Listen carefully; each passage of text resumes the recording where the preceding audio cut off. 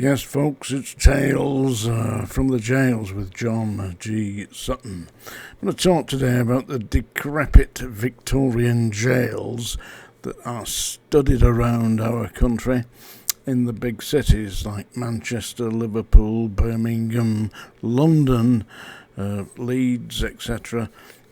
Great big Victorian dumps. I mean, I've just been today to Manchester and drove past Strange Ways Jail, a place that I used to work. Seems like a long time ago now, but I was there. And honestly, it looks completely and utterly out of place in a modern city. Manchester has changed dramatically, and so has London, so has everywhere. But to see these old Victorian piles, these pseudo-Gothic, fake castle-like gatehouses, it's an anachronism. And the actual accommodation in there, which is approaching 200 years old now, is completely unfit for purpose. And of course, people don't realise this until they actually have been inside.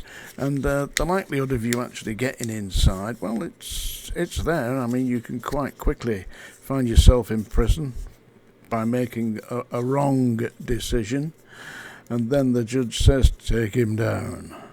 And you get frog marched off to a van and driven to somewhere like Strange Ways. And believe me, it's an ancient building. It doesn't work anymore.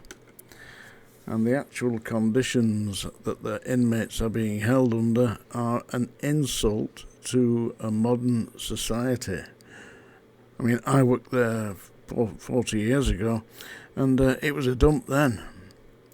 Now it's even worse, I believe. And of course we've got the added problem of people who are seriously addicted to drugs, and drugs being smuggled in to the prisons, and seems to be no means of stopping them.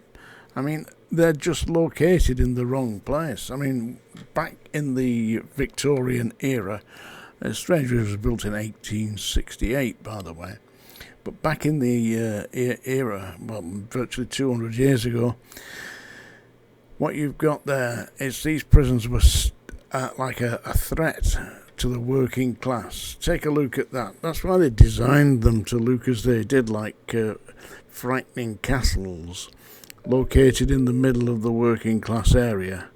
And today they're just a complete anachronism.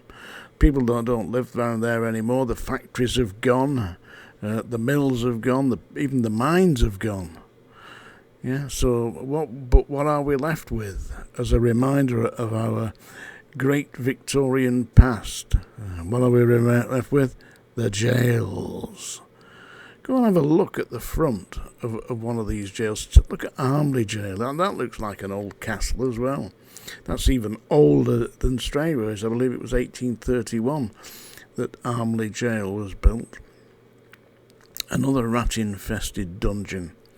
Basically, where are we going with these? Because nobody seems to have a clue what they're doing.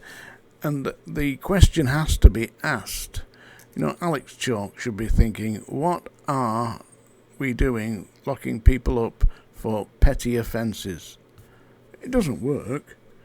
I mean, it costs the country approximately £1,000 per week to hold somebody in a dump like Strange Ways. They could quite easily have been sent to prison for, I don't know, defrauding the tax or something like that. So instead of actually putting money back into society, what we're doing is we're spending money from society on locking people into disgusting, depraved conditions where they can be subjected to all manner of abuse from people who are addicted to drugs, alcohol, whatever it is they're addicted to, sex offenders, murderers, and you get thrown in there in this horrible mix And when you come out, you're not going to be absolutely filled with desire to contribute to society. Instead of that, when you come out, you're angry and bitter, and you quite obviously are in no mood whatsoever to become a useful member of society, because society has just kicked you right in the knackers. Yeah, so I believe that somebody should have a look at the prison. Just go there and have a look. If you've got a prison in your local area, go and have a look at it. Yeah, and think, is this actually serving humanity? What is it doing?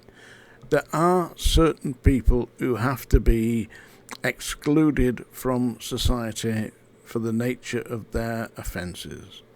People who are committing sexual offences against children, people who are molesting women, people who are committing murder, brutal attacks on innocent people, they have to be excluded from society.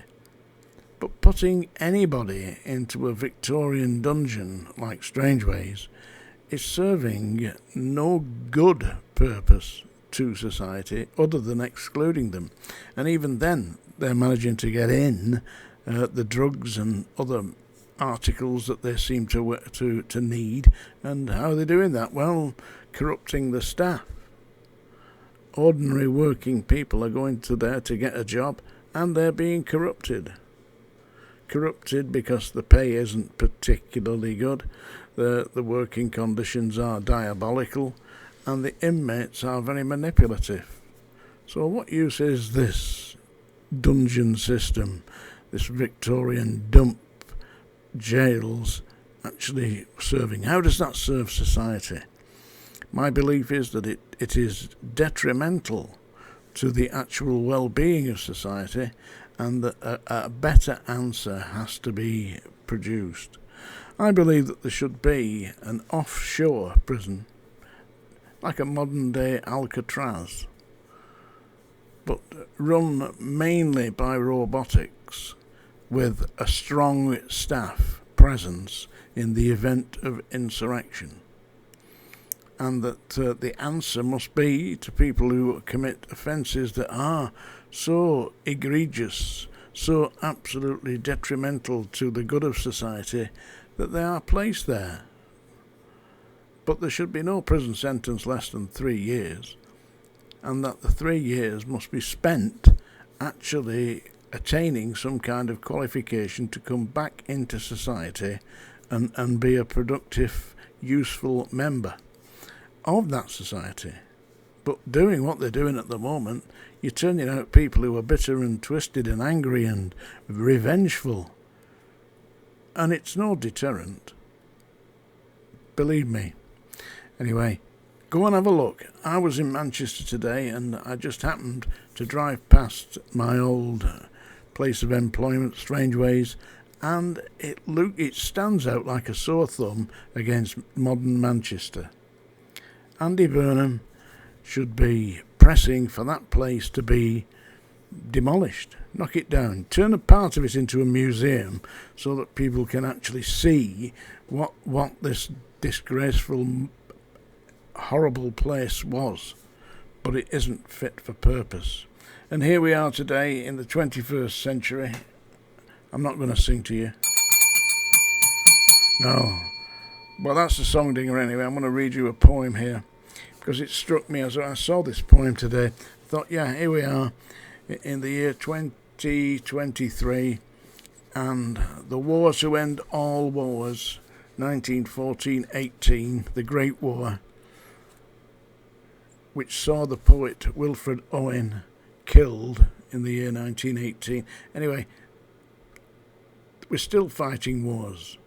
There's people being blown up, children being mutilated by bombs in Gaza, in the Palestine people. There's people being blown up in the Ukraine.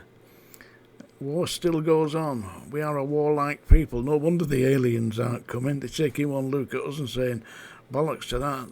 If we land here, we're going to end up in Strangeways. So this is a poem that I'm going to read you now. Yeah. From World War I by Wilfred Owen. and this is Anthem for Doomed Youth, because the way we're going, it seems that the youth are doomed. What passing bells for those who die as cattle?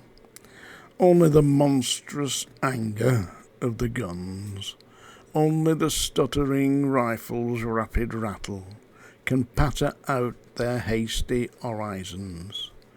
No mockeries now for them, no prayers, no bells, nor any voice of mourning save the choirs, the shrill, demented choirs of wailing shells, and bugles calling for them from sad shires.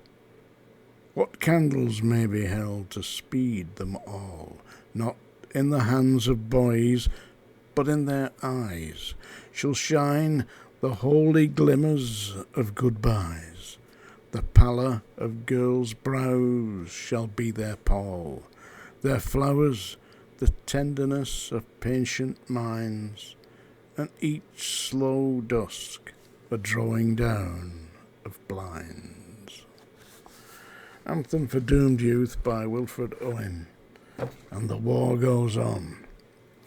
Get rid of these Victorian dungeons.